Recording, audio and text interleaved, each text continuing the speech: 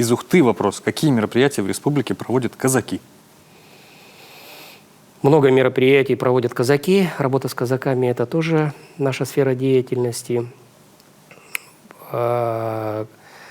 Казачий фестиваль по Северному Повольному, о нем, наверное, знают все в республике и далеко за ее пределами. Приезжают исполнители на этот фестиваль со всей России. Более 100 исполнителей было в прошлом году. Но не только культурные мероприятия проводят казаки, они еще оказывают существенную помощь в охране общественного порядка.